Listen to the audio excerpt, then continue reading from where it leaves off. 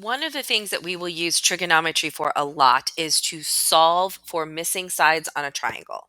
So you can see here that we have a right triangle. If there's a right triangle, we can use SOHCAHTOA on it. What do we know about this triangle? We know that this angle is 27 degrees. Its adjacent side is 10, and its opposite side is the missing thing that we must find. So, what you need to kind of think about is what puts adjacent and opposite together. And it's helpful sometimes when you're doing these problems, especially as you're beginning, to write down SOHCAHTOA on your paper so you can kind of think, all right, I have an adjacent and an opposite. Which of my trig functions use opposite and adjacent together? That's right, tangent. So if we turn this into an equation, it will say the tangent of 27 degrees is equal to the opposite side, which is x, over the adjacent side, which is 10.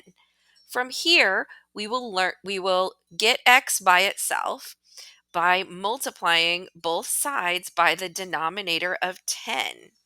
When we do that, 10 divided by 10 is 0, and we will end up with x is equal to 10 times the tangent of 27 degrees. To finish this up, what we're going to do is put this into our calculator. Make sure you are in degree mode if you're using degrees.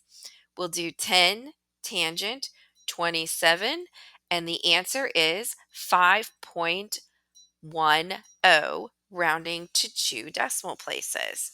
So x is equal to 5.10. That's how we use trigonometry to solve these problems. Let's try another one that's just going to be a little bit more difficult. When the unknown side is the hypotenuse, the math gets just a little bit trickier. So let's give this one a try. Notice the angle we know is this 46-degree angle. We know the opposite side, which is an 8, and we know the hypotenuse. So we want to know the hypotenuse. What puts opposite and hypotenuse together? Think about SOHCAHTOA. What puts opposite and hypotenuse together? Well, that's a sine function. So we start with the sine of 46 degrees is equal to the opposite side divided by the hypotenuse side. Now, the trick part with this one is that the x variable we want is in the denominator. So it's going to take a couple more steps to get that x by itself.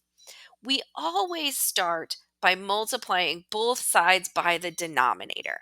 When we do that, it gets everything out of those denominators and gives us something that we can then solve for x. So we have x times the sine of 46 degrees is equal to 8. Well, what if you had x times 12 was equal to 8? How would you solve that problem? Well, you divide both sides by 12 because divide is the opposite of multiply. Well, we don't have a 12 here. What we have is something a little weird. It's sine of 46. But remember, that's just a number. We can put it in our calculator. So we're going to divide both sides by the sine of 46 degrees. And the sine of 46 degrees will cancel on the right, and we will be left with x is equal to 8 divided by the sine of 46 degrees. Hop over to our calculator, give ourselves a fraction. 8 over the sine of 46 degrees is equal to 11.12. And so our answer here is 11.12. That is how long that side is.